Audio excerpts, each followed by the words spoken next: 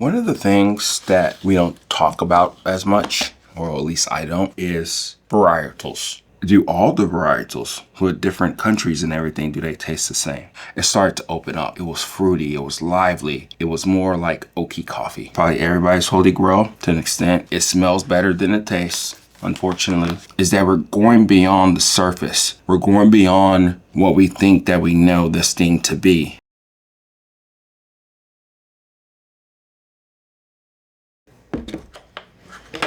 One of the things that we don't talk about as much, or at least I don't, is varietals. Coffee varietals. What is it? What are they? Are they different? Does it matter where it's grown? Do they more so taste the same? Region to region, to country. And what does that mean to you? And why you should probably get into knowing your varietals. Again, I'm not on my high horse here. As you can see in front of me, there's different coffees. I kind of briefly talked about these coffees in particular, but they're all different in their own ways. But some of them are more similar than others. I had an opportunity to actually get introduced by this actual exporter, importer, grower, importer. And I had a unique situation to where I can actually buy a pound or 500 grams of these coffees, which to me, that's a lot.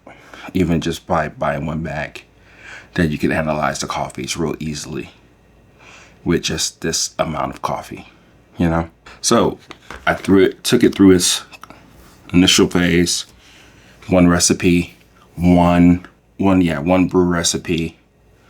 And when I did that, I started to understand coffees, varietals even more so. Whenever somebody would say anything about varietals, I was like, whatever, it doesn't matter.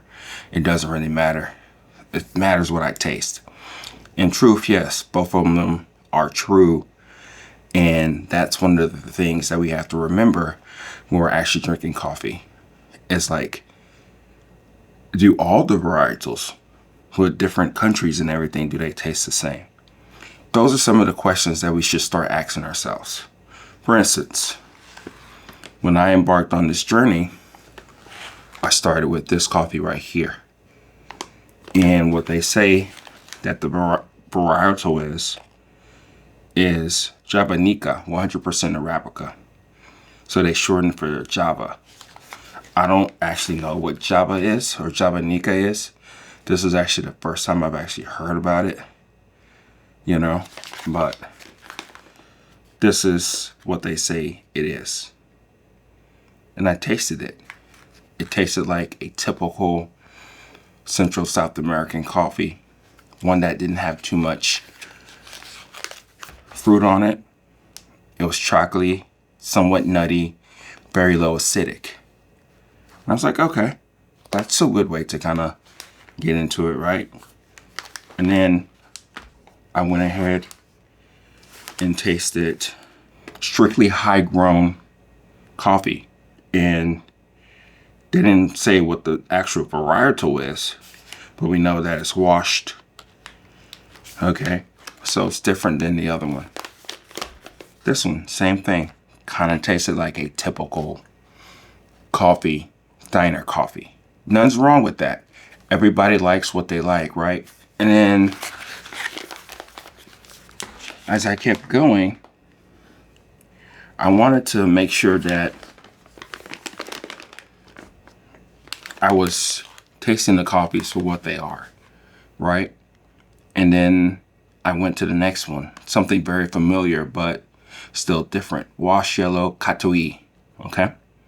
So that's the varietal, yellow Caturra. I know they have different colors and all that. So when I had this one, it started to open up. It was fruity, it was lively. It was more like oaky coffee.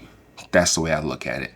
This is something that gets me truly, really excited. So I was like, interesting. Same farm, different varietals, they're talking and saying different things. Interesting. From the exact same farm, right? And then, so then I started to embark on different ones. So this right here is a Caturra. Can't remember which one this one was, but it was interesting too. It was different, but similar to what I was tasting. And then the Lorena, I believe the Lorena was very fruity, vibrant, had a different aftertaste on it. It talked to me in different ways and I liked it. And then of course I went with something else that I'm familiar with in the Pacamara. And it was juicy, also lively. Little acidity on it to let you know that it's there, but very good coffee, good representation of Pacamara. And then of course the last one, which I think is probably everybody's holy grail to an extent, which is it smells better than it tastes. Unfortunately, it didn't say much to me when it was hot. It got extremely interesting as it cooled, got to room temperature. It was extremely floral on the smell, on the taste. There's some acidity, but it wasn't offensive, and it was fruit forward. Can't really decipher what the fruit was. So these are the coffees. These are the varietals. I tasted 1, 2, 3, 4, 5, 6, 7. 7 coffees. I learned a lot from this experiment, and I'm just barely getting started. There's more tests, there's more things I want to do, roast them differently. I believe all these, I'll check with my gadgets and all that these are lightly roasted coffees. So I'm going to put it through its paces as a medium and a dark and all that good stuff. But I guess what I'm saying here is that one of the things that we do or kind of do is that we just kind of do the same thing. A lot of times when I do things, I just kind of pick the RUB 60. I do a simple recipe. I drink my coffee, throw away water, and I rinse and repeat. I'm not really trying to grow. I'm not really trying to understand and expand my mind, which is perfectly fine. You don't have to be like this world-class coffee aficionado that does everything and anything coffee, right? But one thing that I have learned throughout this whole experiment is that we can push ourselves even more, but also learning more about the coffee as we go down our journey. It's just a way for us to enjoy it even more so. Because it's not, again, about the destination. It's about being in that journey majority of the time and understanding what we're doing, why we're doing it, and all that stuff. Same thing here. Like I said, I'm not on my high horse, but it did actually open me up to actually try to understand coffees, varietals, what it really means, how they taste. Like, I would love to start getting into different coffees from different regions, different countries, and tasting this yellow Caturra with this yellow Caturra, and to see if those flavor profiles are similar and how does the soil actually change and affect the coffee, especially if it's washed process similarly.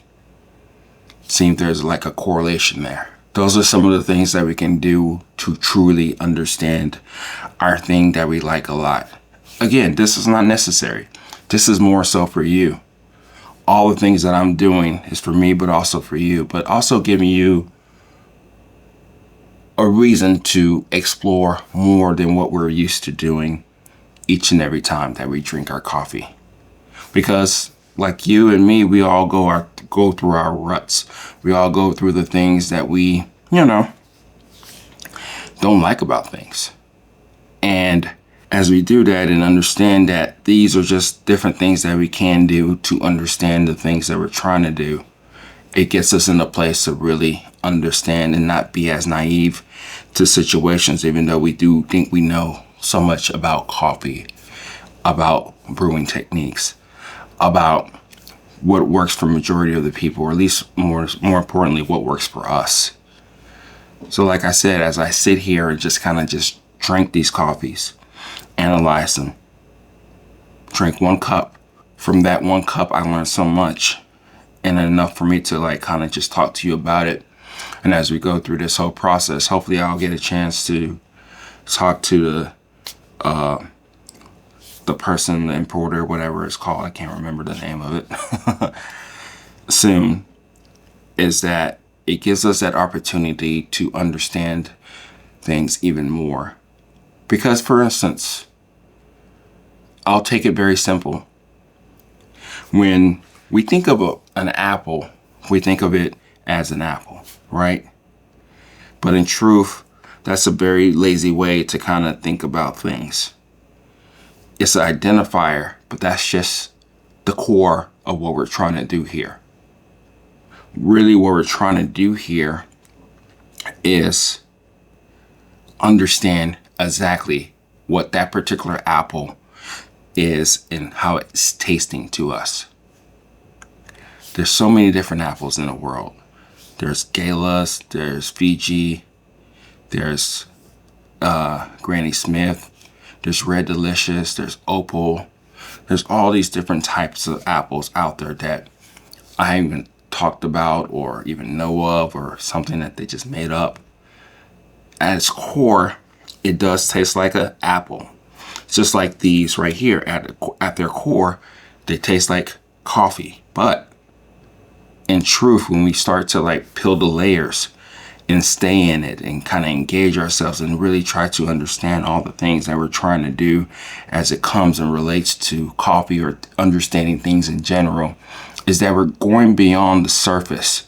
We're going beyond what we think that we know this thing to be. We're getting to know it even more so. And as we get to know things even more so, that's where we understand and where we can expand our minds and understand all the things that we're really trying to do. Same thing with coffee. It gives us a different perspective rather than this is a good coffee. These are the notes that we're tasting. Probably these are the notes that we're tasting is because from the soil and from the actual varietal that we're using, that we're drinking. Probably more so the varietals taste the way that they taste, but their uniqueness and the way that they're actually produced, those are different things that we can actually taste into the coffee. Those are more so what we're looking at and trying to understand. And as we peel the layers out, push ourselves, we're going to be in a better place to where it's like, hey, I understand the things that we're trying to do and getting there, and better to explain to others and to ourselves that, hey, this is coffee, but this is coffee of this style, this class, this taste. Excuse me.